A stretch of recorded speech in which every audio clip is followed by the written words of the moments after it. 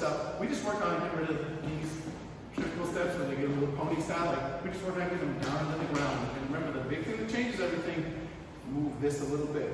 That has a little bounce to it. It's easier to get these triple steps the way we're trying to get more in place on one side and the other side without traveling one direction and one direction. Don't have to move both directions. In place. You get underneath with that bounce. If you can do that and get a little more athletic stance, everything else gets a little bit easier.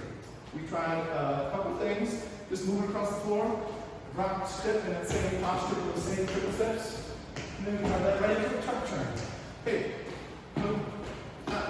Using the rotation of the followers to get that big open and make those tuck turns really clear.